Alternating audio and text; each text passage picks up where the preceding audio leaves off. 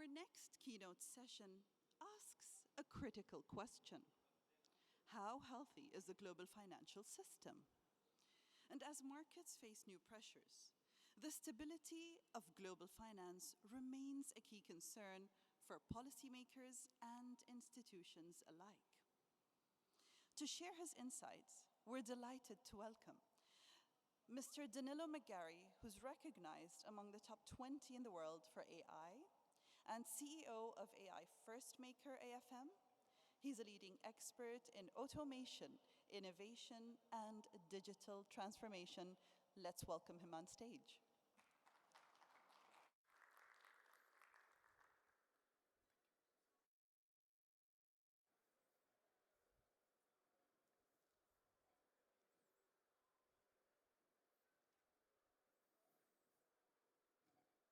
$3 trillion. $3 trillion. That is the amount of investment committed to AI over just the next 5 years. We've never seen this amount of investment in such a short space of time with any technology or almost any topic on Earth in human history. Only two scenarios will exist. Either AI will do everything it's supposed to do, it will be truly magical and create a lot of problems and opportunities along the way, or it will still happen because investors need to get their money back. Those two scenarios only say one thing: AI will happen, and it will happen in some way, shape, or form. And it's very important to recognize this. It's not like a lot of other hypes that have happened over the last decades. There is just too much brute force, too much attention and power behind it for it to fail. I can say this with a lot of authority because I've been in the AI space for 20 years. I've ran some of the world's largest AI programs at Citigroup, at United Health Group, which is America's 5th largest company, and is the 12th largest company in the world. It also happens to be the 4th largest AI program in the world as well. When you run programs like this, you get involved with governments, you help governments set up rules and regulations like I've done for the European Union. And you also help influence the infrastructure and the layout of AI for Fortune 500 companies and some of the largest companies in the world. I've also created about $2 billion in value by creating new revenue streams and also cutting costs, and again, the Fortune 500 companies. And I advise 15 of those Fortune 500 companies today, including Coca-Cola and some of the world's largest banks. So I can see firsthand what AI is doing. I've constructed a lot of the AIs that exist today, and I can see the impact it's having on companies and in industries around the world as I also travel to 40, 50 countries every year. You see, there is a perfect storm coming. There is a lot of uncertainty, as you've heard today, in geopolitics, satellite states starting to come together and try to depend a little bit less on the US. We have really outdated regulation from governments when it comes to innovative tech like AI. And we have this debt that's just ballooning and snowballing at uncontrollable rates. And inside of that perfect storm is technology, really. And that can make it worse or save us. So which one is it going to be? Just a show of hands, does anybody know how old AI is as a technology, as a concept?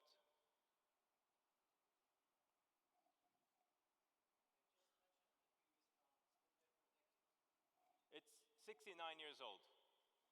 So apparently, it was created in New Hampshire, US, as a concept, but it also was created in Russia and a few other places as well at the same time, where scholars came together in order to try to recreate human intelligence, hence the name artificial intelligence. And I started working in AI during this era, trying to apply really difficult AI algorithms to very difficult problems, spending hundreds of millions of dollars in the process. And to be very honest, it was hard. We'd have to train an algorithmic model thousands and thousands of simple. So 10 years ago, AI was really difficult, and it really required a huge amount of investment for it to work for any company. Fast forward to today, when we have generative AI with vectorization and transformers, we're able to train models much, much quicker, and they're able to become a lot more useful than they did before. We don't need as many data scientists and engineers in order to make it work in companies, in order to transform the way that they operate. Not sure if you know this, but we already have something called super narrow AI, which is a technology in AI that can do something particular better than any human. There's already over 120 use cases of super narrow AIs, and I've helped build around 12 of those throughout my career. So we're talking about super narrow AIs that do autonomous driving. So these autonomous driving systems drive for 1.5 to 2 million miles before it has an accident. An average human drives around 100,000 kilometers before it has its first accident. We're talking about super narrow intelligence for hospital scans and CT scans, X-rays, MRI scans, that can look at those scans better than any human, better than any doctor, better than any radiologist. We've also developed, of course, super narrow AI for algorithmic trading and other parts of trading and banking as well.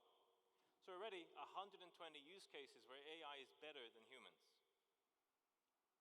And it's because of the accumulation of these technologies and the history over time that we will soon have something called artificial general intelligence. And this is going to happen far sooner than you think, in the next couple of years. And I'm going to explain to you why and provide you all the evidence why that is the case. And I'm sure you're not going to leave the room with any doubt. But you see, everybody talks about AI. AI, AI, AI. But it's not just about AI.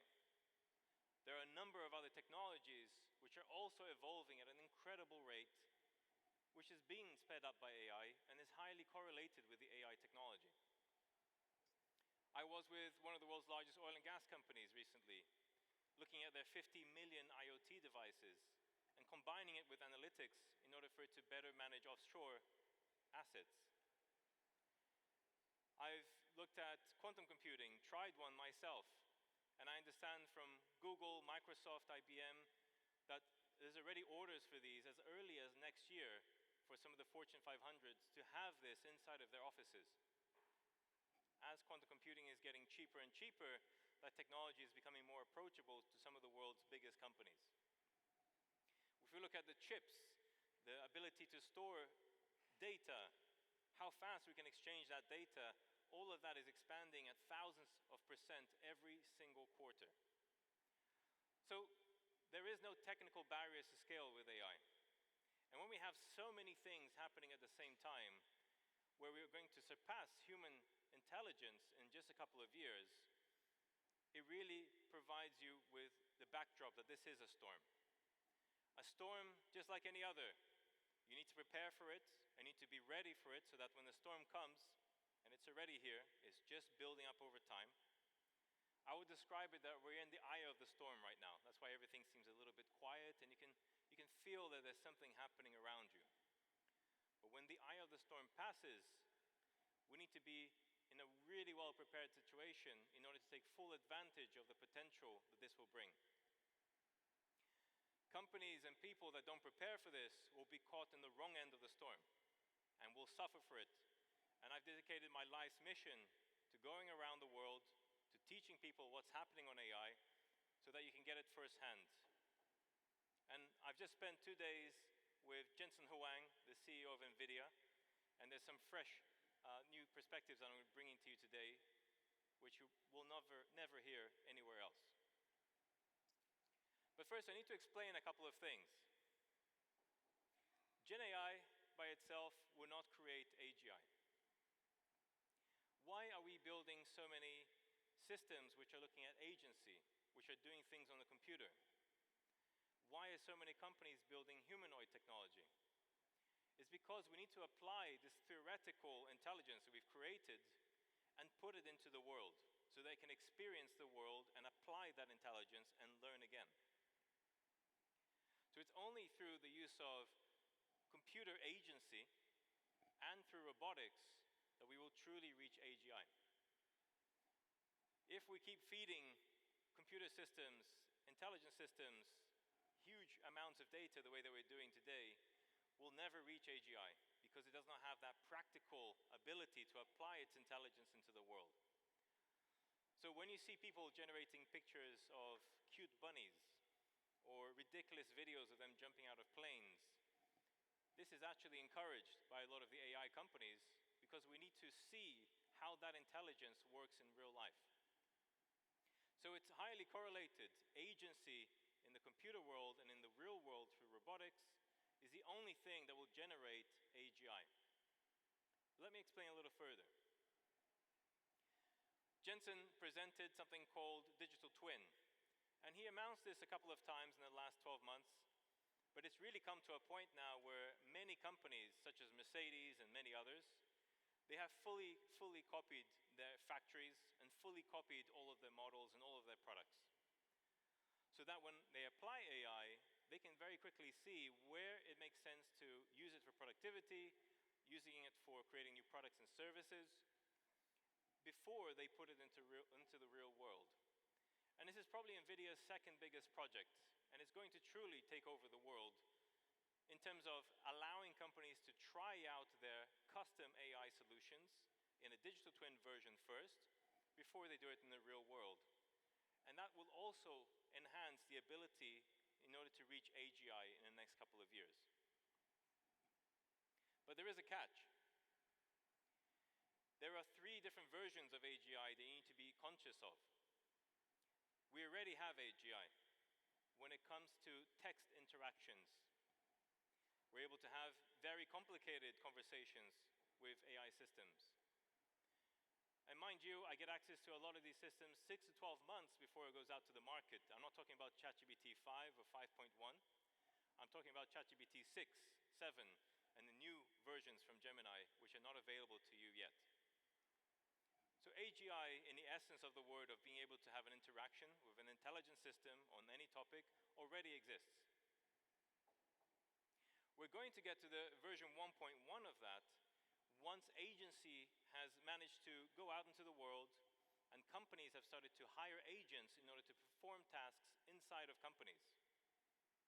And that version 1 of AGI system will start to apply its knowledge to real-life scenarios, real-life human interactions in complex situations, and we'll get to version 1.1 of AGI as early as next year or the year after maximum. But then, the true version of AGI, where we're able to apply it to the real world through robotics and humanoid technologies, which by the way are doubling in numbers every single year, will be over the next couple of years as we develop those robots and we get them to work in factories, get them to do things for us, deliver things for us. For many of you who are lucky to travel to different countries, you'll already see that. If you go to Estonia, we already have companies delivering parcels through robots. If you go to San Francisco, that's already happening. If we go to cities in China, we already see mobile cars driving by themselves. In Dubai, we have great examples of this too. So as early as 2028, 2030, we will have true intelligence when it comes to AI that surpasses human intelligence by 2 or 3 times of the smartest person we have on Earth today. We're talking IQs of 3 to 4, even 500 by 2030. So this is the first time in history that something other than humans will be the most intelligent thing on the Earth that we know today. As I mentioned, I spent a couple of days with Jensen Huang, who is the CEO of NVIDIA, the world's most valuable company, and the company building all the chips and the compute power behind AI. In all of the AI ecosystem, by far the most powerful company today, more powerful than OpenAI, more powerful than, I would also argue, Microsoft, because they are the backbone to allowing AGI to exist, and every company on Earth needs them. And we had some of the world's best people in AI there. CEO of Mistral, the head chief product officer of OpenAI, you name it, everybody was there. And we all disagreed on many, many things. But one thing that we did conclude, and we did agree on is that AGI will exist in the next couple of years, not decades. And these are the people building AGI. So you can take it that it's going to be pretty accurate. I know, for instance, that Elon Musk has some very ambitious timelines. So if we take his timelines out of the table, then the average timeline for reaching AGI is around 2028, 2030. If we had Elon Musk's, then it's happening next year, because he's always very ambitious. Let's compare for a second a human versus a normal AI system that's available in the world today for all of you to try. AI has infinite memory, infinite ability to remember everything it's ever read. Us humans, we have a very limited capability of remembering what happened even last week, word for word. And if we ask all of you, for instance, to read a strategic document that has 1,000 pages, you all probably take a couple of days to read that. And again, not remember everything that you've read. But an AI system can do that in minutes, and it can remember every single thing that it read. So I hope you can start to see that AGI is a bookworm version of intelligence, right? A system that remembers everything it's ever read and is able to join the dots between concepts of all the things that it has read. And that by itself is a very useful type of intelligence. I'm not talking about ASI, artificial superintelligence, which is a different thing, which will create new concepts in maths and physics and technology that we have not seen before. I'm talking about an intelligence that can take the existing theories and methodologies we have today, created by humans, but applying it in a far more efficient way than humans can today. So already we can argue that if you know how to use AI correctly and apply it in your company correctly, we already have a form of intelligence greater than humans because of the different capabilities that AI has. And you as leaders of companies, you have to very carefully start to design what is it a human will do, what is it an AI will do. Because we have to take into advantage that humans are good at certain things and AI are good at certain things. We should not be behaving in a way that we just let AI take over everything, but it should take over certain things that humans are not very good at.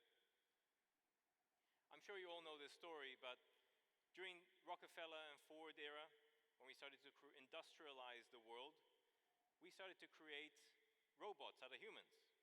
We had them in conveyor belts, in the car belts, right? Someone putting in a screw, someone putting in a window.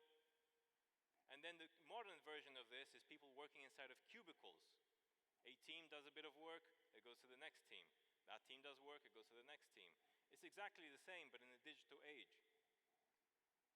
We have to completely redesign all of this in order to truly reach the full potential of what AI can bring us. And it's going to take some very inspirational leaders who can imagine that in order to drive that forward. And the companies that do that better than anybody else will be the companies that surpass all of its competitors. Because it's going to be impossible for a company to compete with another company who has infiltrated AI into its operations correctly.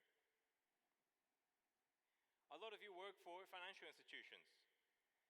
And one thing you should pay very close attention to is Jimmy Dimon, CEO of JP Morgan, who we've had the pleasure of working with and helping. And if you listen to all of his interviews, you're going to hear very closely that he never talks about JP Morgan as a bank. He always talks about JP Morgan as a technology company. Why is that? Could it be that Jimmy Dimon has worked out that JP Morgan is no longer a bank? That JP Morgan needs to think like a technology company? That it needs to reorganize the way it operates in order to beat the market and beat its competitors? I think so. And remember, Jimmy Dimon is a very traditional banker. He's been in the banking industry for more than 40 years. So it doesn't come as traditional as it comes is Jimmy Dimon. And he's recognized this opportunity to create a technology company out of a bank. The takeaway from this is, I think all of you who have predominantly been in finance, you need to start thinking more like a technology company, a technology person, rather than finance. Because at the end of the day, the spend on technology is going to outweigh everything in your company over the next few years as you fight to compete with competitors who do this better than you. So what kind of impacts am I seeing? My team and I have delivered over 1,400 projects in the last 20 years, using AI, using automation. And we're seeing impacts on all departments in companies. It's not just IT, it's not just finance. Every single department is impacted. We're seeing processing speeds as great as 50 to 60%. So how quickly a team can do its job and work using AI correctly.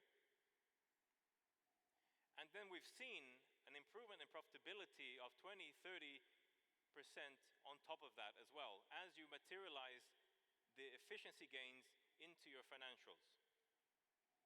And this is just with generative AI.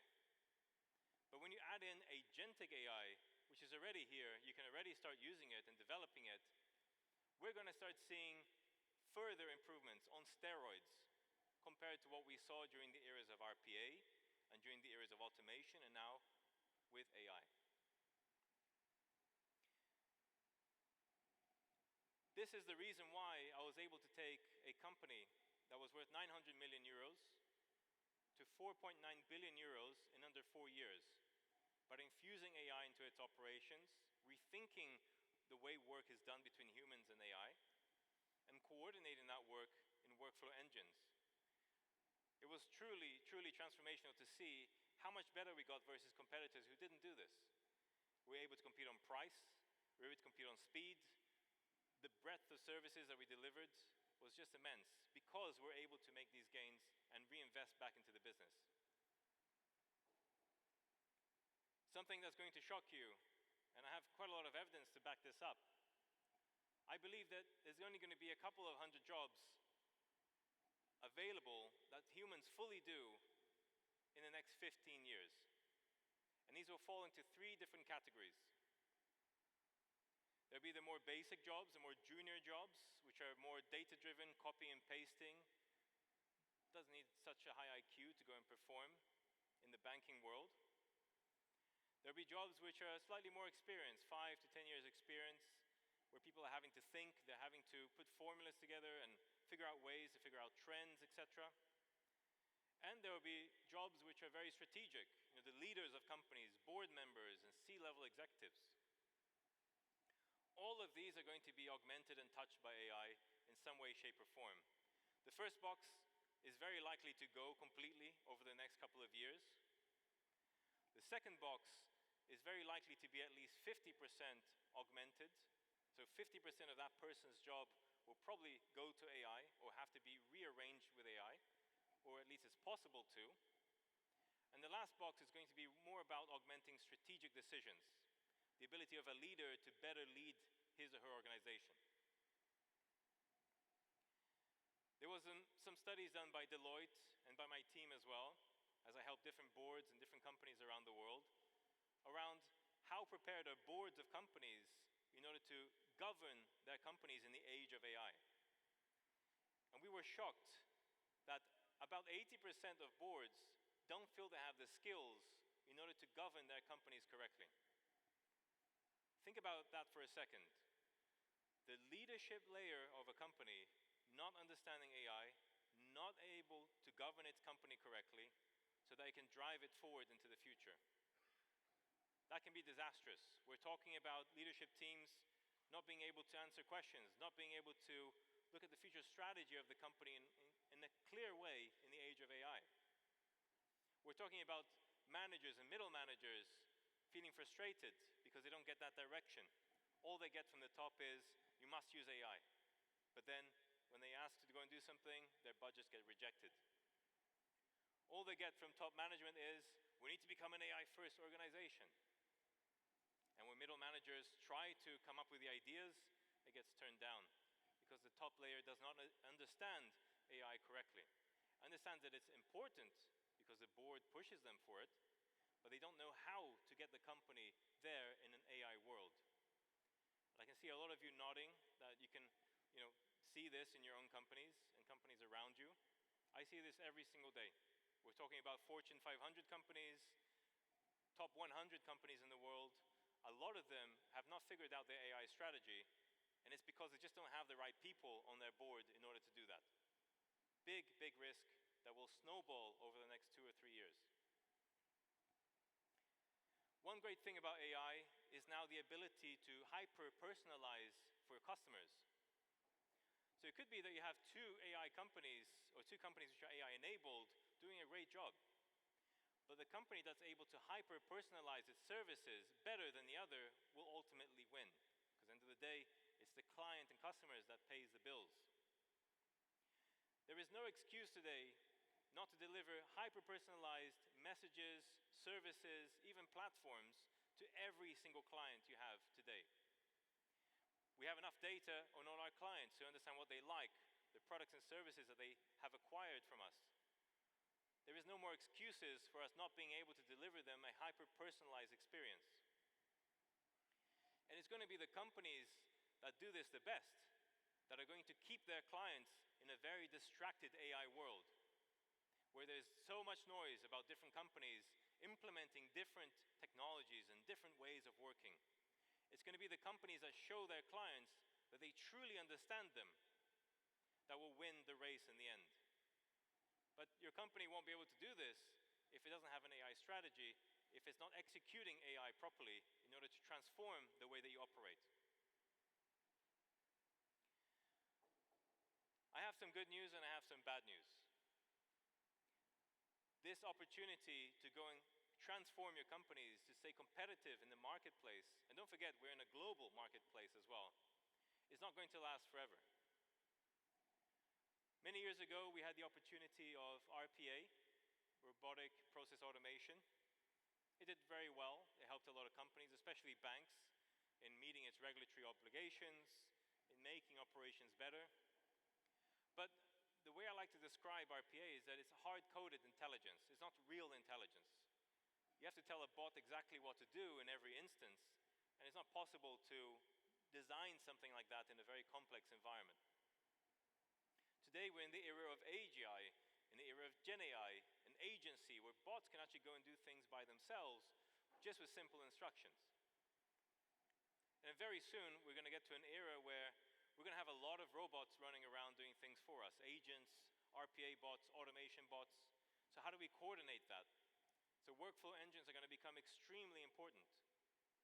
I still hold the world record of the most amount of digital workers in the company. I had 3,500 AI agents working for me at one point in United Health Group. They did the equivalent of 48,000 people's jobs out of a workforce of 350,000 people.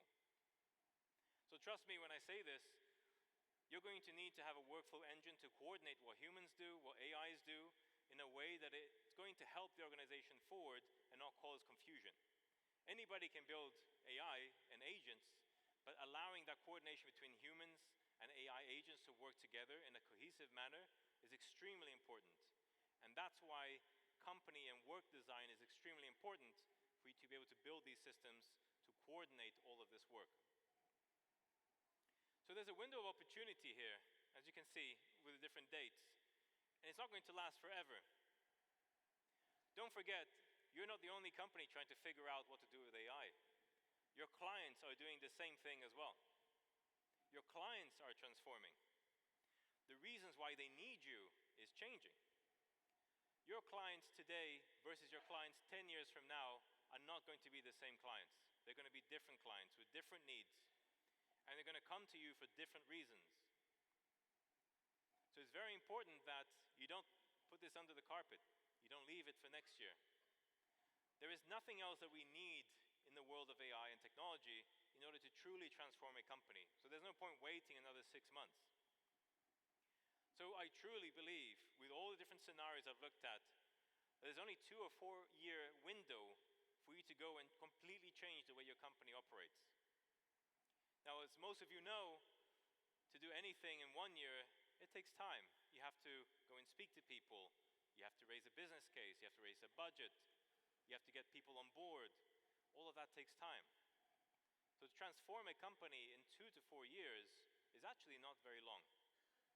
So one thing that's going to happen is you're going to have to look at all the opportunities of how to hyper-transform your company, but also prioritize which are the top 5, 10 things you're going to do really well.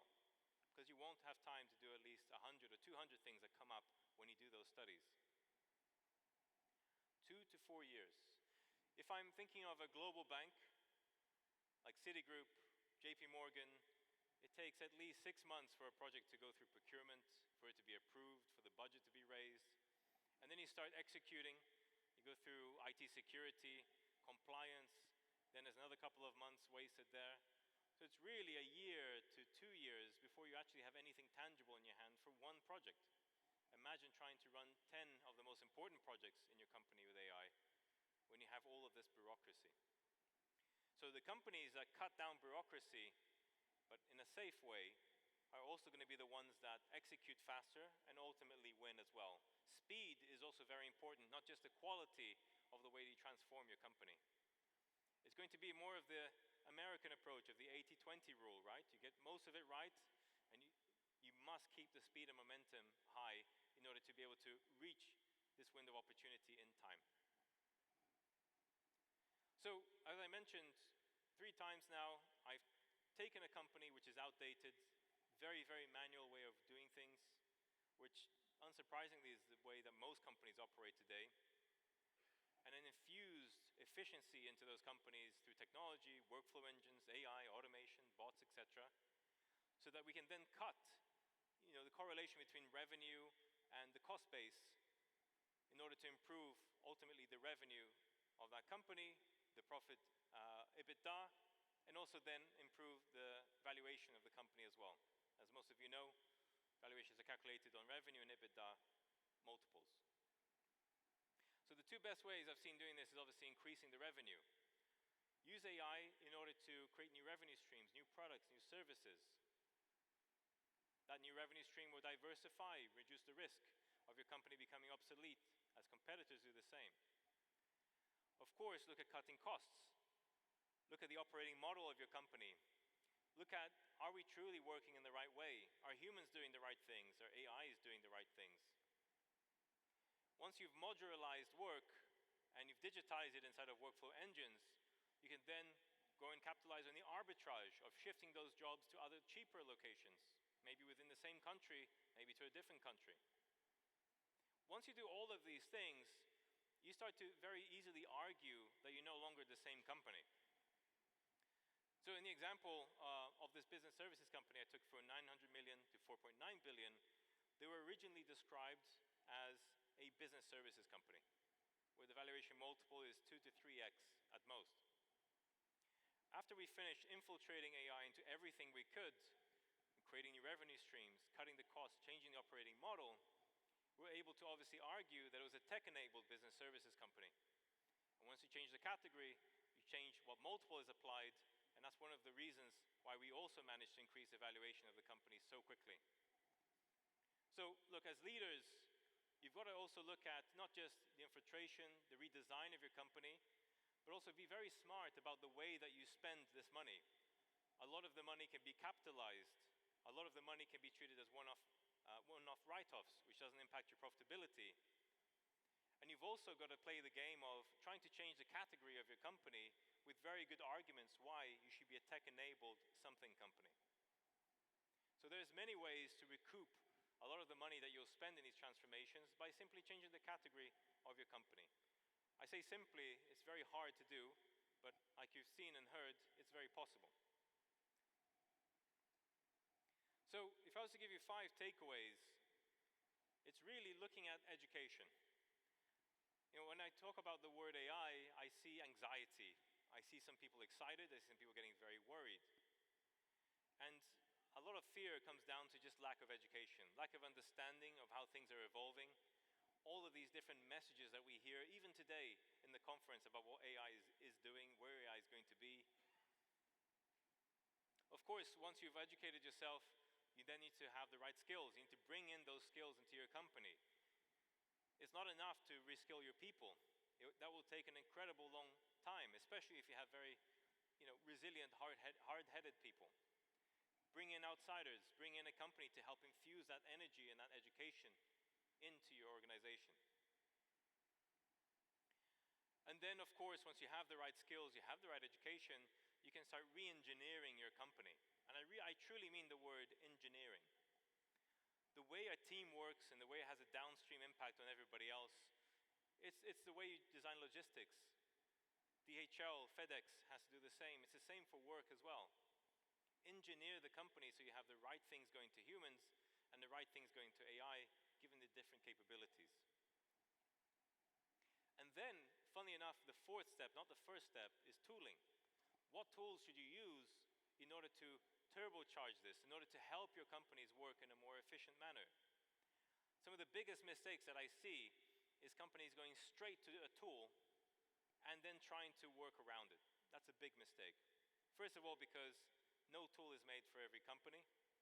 Second of all, everybody has different problems. And third of all, you're then at mercy of that tool developing over time as quickly as you want it to. That roadmap is not yours, you don't control it. So you have to think a little bit more tech-agnostically about how to transform your companies, finding ways to plug in different systems as you need them, different AI tools and models as you need them, rather than marrying one or two vendors that do this for you. So be very careful with this lock-in situation that happens to a lot of companies today. And of course, once you know what to re-engineer, you know what the future looks like, you know what tools will get you there, then you go and start executing. But executing with the right structure, with the right frameworks and methodologies that are proven and tried and tested.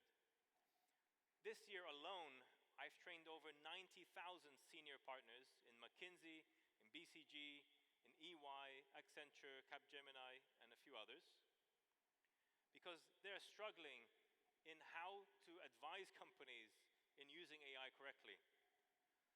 Their very fancy slides and decks are beautiful for strategy, but when it comes to execution, they're falling behind because they don't have the grit and the experience of doing this themselves.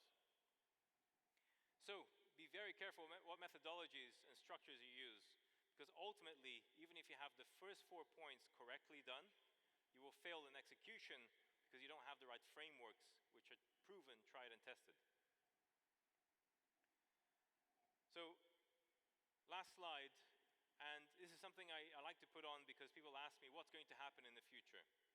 I don't know what's going to happen in the future, but because of the access that I have around the world for AI and politics and governments, I can predict at least the first phase pretty well, and then the second phase starts to get uncertain. As you can see, there's an uncertainty index going down exponentially.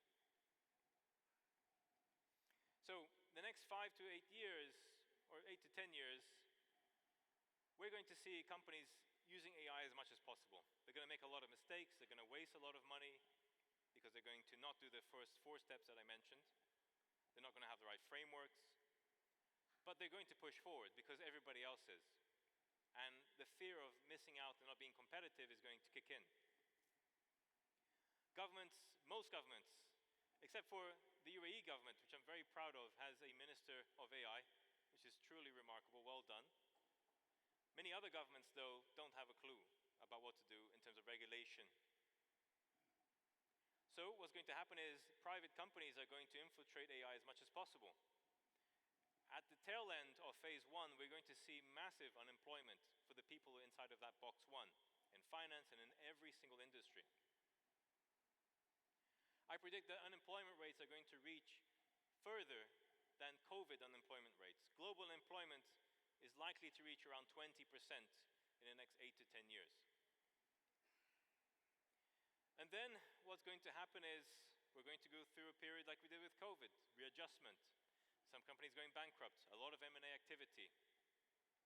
And then we're going to start seeing a lighter era of AI, hopefully where new systems get introduced, new regulations are introduced. Perhaps new economic models will be introduced as well. If you can print and do anything with AI, if you want a new shoe, if you want a new car and your robot can go build it, it breaks the whole economic system, right? Of having to go and purchase things in companies, paying taxes, etc. And then, of course, phase 3 is very uncertain, so don't take my word for it. But what I think will happen is we're going to get to a point where we're going to start. Ooh.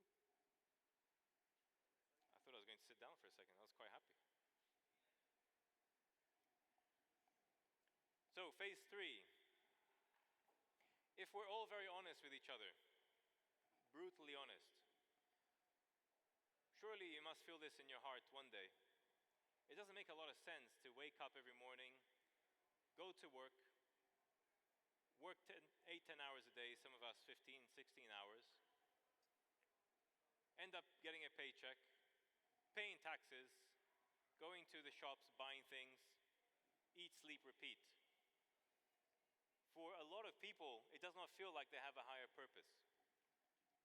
So the ultimate goal and the ultimate result of having a higher intelligence in us is, I believe, that at some stage in the very distant future, we're going to reach a point where we're not slaves of this economic system we've created, but we're going to start coming together more as a community, as a global community, around larger goals to the future of human existence, exploring new planets, trying to invent limitless amounts of energy, trying to find cures for all diseases, things which are bigger than all of us, rather than just trying to find a paycheck and paying for our mortgages and things like that.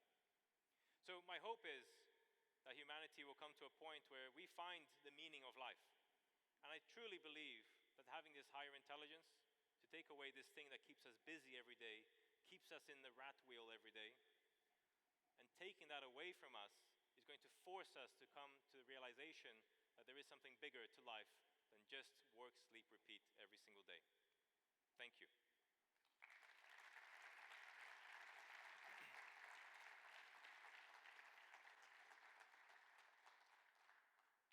So I believe it's question time. Feel free to challenge me, feel free to raise things. Yeah, microphone. Yeah.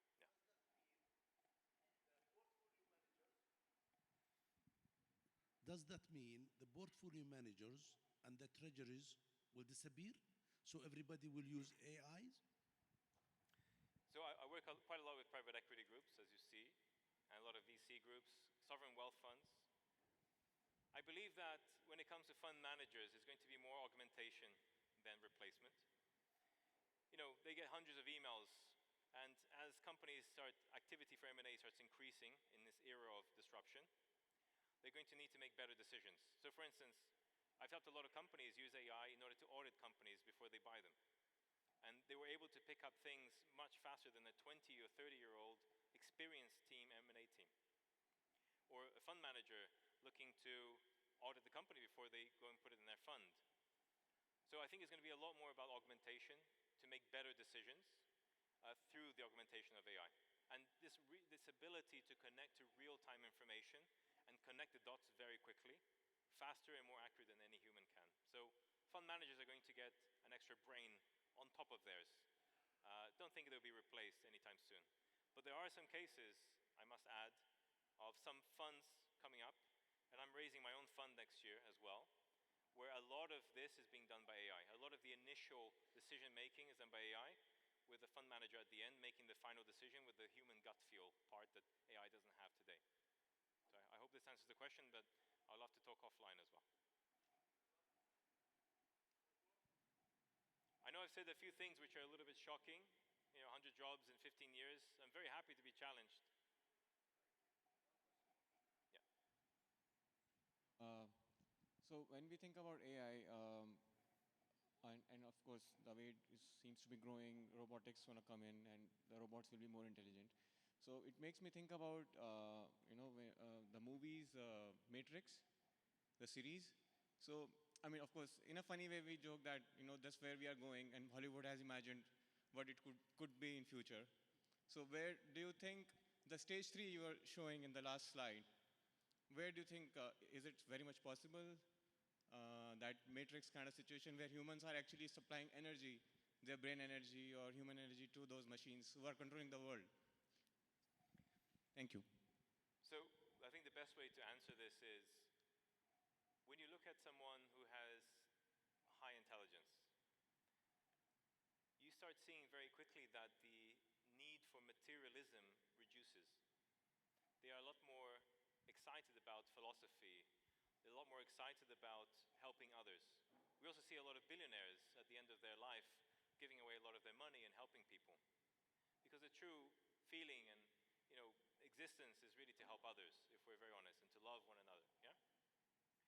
So I believe that a super intelligence way above ours is not going to have the need to take over the world. This idea that AI will just completely take over the world like we see with Terminator, the Hollywood movies, it doesn't make any sense. I think something that's far more intelligent than us is actually going to try to guide us. It's going to try to take us in a direction where we get to phase 3, where we realize that there is a higher purpose, a higher goal. Of course, if we have a human with bad intentions taking an AI super system, some bad things will happen. So I'm not saying it's going to be beautiful and rosy. Phase 1 and phase 2 is going to be tough, a lot of ups and downs. Some disasters will happen along the way. But I think the ultimate aim is going to be the same that happens in a lot of things that we see with high intelligence, is that you come to realization that you've got to pick a purpose bigger than yourself, and the ultimate thing that actually you're here for is to go and help other people. Yeah, thanks very much. Quick question for you. I'm surprised that you're training or advising consultants, because if there's one group I would expect to be replaced by AI, presumably you can have a group of AI bots that are going to analyze a company to tell it how to be AI-proof, rather than tell a group of sub-intelligence consultants who don't have an IQ of 300, according to your model, about how to do the company. Why do you need consultants? So I won't name the companies, but I've had CEOs of some of the largest consultancy firms coming with the exact same argument. I'm worried my workforce will be replaced by AI. In the very surface level, if you don't understand AI and if you don't understand how companies operate, that sounds like that is likely to happen. But when you actually work with companies on a daily basis, you start seeing very quickly they don't know what to do. It doesn't matter if you have the world's most intelligent AI system. The true skill that you need is being able to infiltrate that into the company properly, to create new revenue streams, to change your operating model, to change the go-to-market strategy. And people that work in companies who are busy already doing a day job, they don't have the time, they don't have the brain power, and they don't have the experience to reimagine the company. So I actually believe that knowledge is democratized now. You can go and ask an AI anything. Great. But knowledge without action, knowledge without the experience of execution, it doesn't mean very much. So I do believe that consultants will still be needed, but more for the execution piece than the strategy and the knowledge piece that we hire them often today. It's going to be about actually infiltrating that technology into the company properly. And consultants will be needed for that, as people have day-to-day jobs and they already, they don't have the experience to go and do this themselves. So I think for the next 5 years, 8 years at least, a lot of the big consultancy firms are going to do very well, but they're going to have a price pressure on how much they charge for their people in terms of daily rates. They're going to have to start exponentially bringing that down and potentially changing their charging models more back to results and profit sharing rather than charging people for day rates like they do today. So a couple of changes will come in the consultancy space. Some of them will not be successful and won't survive, but consultants will definitely be needed for the execution piece, which is probably the hottest topic right now, how to actually do this in a company. Not so much can we advance the technology even further. People who run normal companies today who are not AI companies, they care about actually infiltrating this in their companies today, and they need help with that. So I think consultants will be needed for at least 5 to 10 years. One more here in the front. Oh, you have a mic. Okay. So, you're next, yeah. If you were responsible for Group ALM Bank today, what would be an AI use case you implement first? Say the beginning again. ALM group, in a bank ALM group, assets and liability management, what would be the AI use case would you implement? The first thing you should take and consider. So first you need to contact my team. It would be about $1 million, and then we can have this conversation. No, I'm just joking. I think what I had on the screen before was quite helpful. It's really looking at, first of all, the client interaction, trying to increase the efficiency in that space so you get to know your clients more and you can hyper-personalize, and collecting more data on them so that people then can spend more time with humans, right? And instead of collecting these things in administrative tasks. The biggest thing is administration, taking that away with automations and AI, finding a way to link that back to your financials so that you can prove the profitability is getting better, and then you can take that money and reinvest it back into more be honest, I don't really like questions which are very vague like this. I love looking at the exact company setup, and very quickly I can direct you and say, look, given your company setup, where you are located, the people that you have, this is the area I would focus on the most. So let's talk offline. I'd love to give you a real answer. Yes. I don't like people who are speakers who give these very blanket answers, right? It doesn't exist. Everybody has different problems. A question from my side. Yeah. Also in the front, I think someone... Yeah. Go ahead, sorry. Looking at the slide for the change phases, you mentioned that the unemployment graph is increasing between the 5 and to 10 years. So, and at the same time, I'm reading in the news that Google is hiring. So don't you think that it's a matter of reallocation of the job that you're doing now to another? So it's creating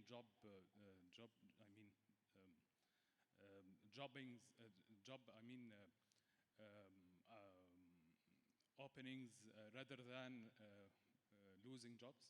No. This is a sugarcoating that a lot of heads of technology companies tell people. And I'm free to, I'm my own boss, I have my own company, so I can speak freely. No, there will be unemployment first. When we start having national wealth systems which were giving people handouts who are unemployed, my hope is that there's going to be a tax on companies that use AI to drive a new revenue stream, to then use that revenue stream to reskill people to go back into the workforce. So that graph, in terms of unemployment, it will go up, unemployment will happen, it's inevitable, because companies want to be more profitable, they want to capture that AI opportunity, that window that I mentioned. And as governments get round to understanding the actual problem properly, they will start to put in place programs to reskill people, and then the unemployment rate will go down. Some people will forever be on benefits, and some people will manage to reskill themselves. They might set up a solopreneurship, their own company using AI. Every day I go around speaking to different people, and I see cases of companies as big as 2 or 3 people competing with companies of 50 to 100 people. Law firms, lawyers and law firms are in big trouble. There's a lot of AI-enabled law firms today popping up with 10, 20 people competing with law firms of 1,000 people. So it's going to be unemployment first. People adapting, governments adapting, corporates starting to take more responsibility for unemployment, and then reskilling people. There's also the problem with demographics that we heard today as well. You know, birth rates going down for many countries, it's below the replacement rate. So it's also, you have to take into the equation that as well, the fact that we're actually going to have a less accelerated population increase, new people coming into work or not. I'll give you something very shocking that I learned the other day. I went to Oxford in order to give a speech, and I met lots of young, smart people, okay, 18, 20-year-olds. And I asked them, how many of them plan to having children in the next, 10 years, 20 years? Not many hands went up, and I asked one of them why. And I was a little shocked. One of them said to me, Danilo, the reason why I don't want to have a child now is because I want to wait for Neuralink to be fully available, and then my baby can have Neuralink, and then it will be competitive in the marketplace. If I have a child now, and then new kids come up later with Neuralink, they're going to completely destroy my children that I have today. So there are some very strange concepts happening with Generation Alpha and some other generations coming up, which is also going to impact that graph, and it's going to cause a bit of trouble. But definitely unemployment first, readjustments and people getting reskilled, and then the unemployment rate getting less bad over the next 10 years. Yes. Right. Thank you so much for most fascinating speech and honest answers as well. I think you answered at least partially my question related to the impact on the labor market in the short term. But what about the bubbles? Do you see them as benign bubbles? We have seen in history, and it's great that you mentioned these phases, that the big companies that were responsible for major inventions, like internet at the beginning, electrification, railroads, all of them, or most of them, went bust. And then perhaps that paved the road to what you considered as your second phase. But until that happens, Yeah. for those who are doing the day-to-day portfolio management, what they should really be aware of? So I agree with you. One of the reasons why unemployment is going to go up is because of these busts as well. So look, we cannot say in general. We have to look at specific companies. But I do admit that a lot of the companies in the AI ecosystem are overvalued for a couple of reasons. When you look at the ecosystem of the companies in AI, NVIDIA, OpenAI, Microsoft, IBM, etc., what is happening? A lot of them are selling to each other and then buying back from each other. It inflates how much revenue is there, right? Hopefully we're aware of that.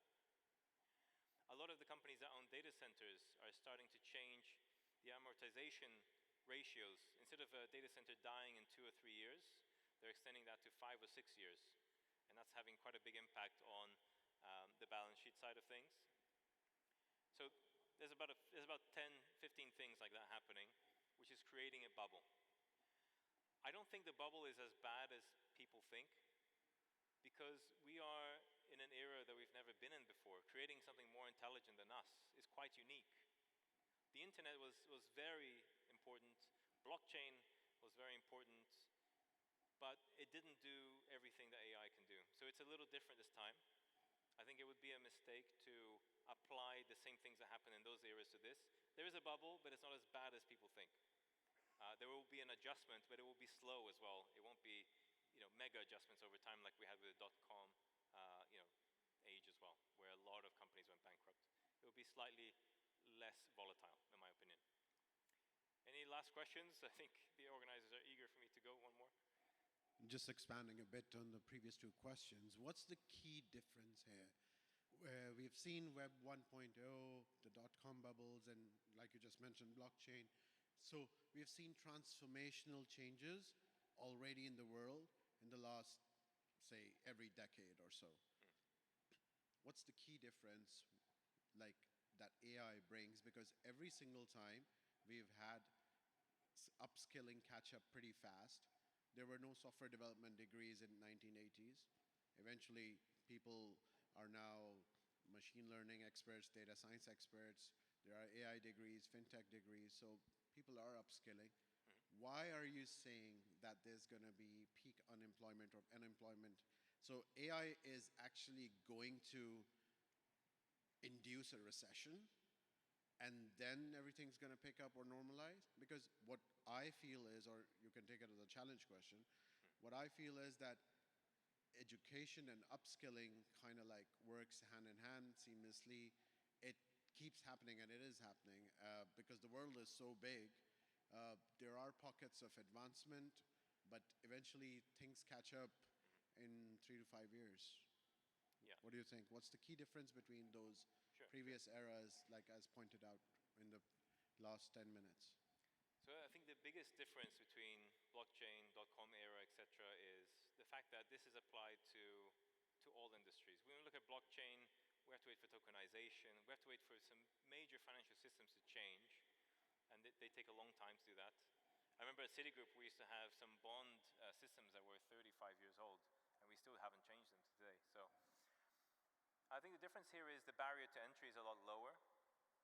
For me to go and use AI in my company, I can literally just go and start with a few $100, euros, a few thousand dirhams. When I'm looking at, completely revamping my company on blockchain, I have to change the way my clients think, how they operate, how they buy my services. The whole value chain has to change. So I think the barrier to entry is very low because of the price. The fact that these systems are coming out of the box ready, in a lot of cases, you need to tweak them for specific things, but they come out of the box really, really well. The fact that it's applied to every industry, the fact that every major technology vendor is giving you AI options now as well. I think on the reskilling side, I'm seeing mixed opinions. I see people who are wanting to reskill like crazy, and some people that just want to keep the old way of working as much as possible. I think the reason why I mentioned that the bubble is not as big as we think is because some companies are going to do extremely well. Others that don't adopt AI will start to go bankrupt, will get bought out. pie is still going to grow as the world grows, but they will be held by fewer companies. But they'll be overall paying the same or more amount of taxes than they were before. So overall, the bubble is not going to be as bad as we think it is, and it'll be dominated by few companies and so on. So it's hard to answer your question because there's about 20 different things in there, but it is very different in my opinion because the barrier to entry is just much lower. You can start, if we've never seen in history an era where a company of 5, 10 people can compete with a company of 1,000. When you look at, I have a solar energy company. When we set it up, it's completely set up by AI. All the calls are done by AI, all the operations done by AI. We make 100,000 calls a day. For me to have a big enough call center to make 100,000 calls, I need to hire thousands and thousands of people. But I'm doing this, for less than 12 cents a minute. So the little company of 10, 20 people competing with the biggest solar company in Europe at the moment. We've never seen that in history. So that's what's unique about AI. Barrier to entry and the fact you can use it to compete in a much bigger game. Last thing I would say on that is, if you're traditionally inside of a certain vertical in your industry, for the first time ever, I think we're able to use AI to compete in other verticals, in other industries even. We see a lot of tech companies starting to go into the finance space. We see a lot of the consultancy companies going back into the legal space because now they can set up legal practices again for smaller clients. So we're starting to see this fusion of industries that you can compete in now as well, and no other technology has done that before. So there's many, many reasons, but I would say those are the top 3 reasons why. Thank you. Hope you have a great day.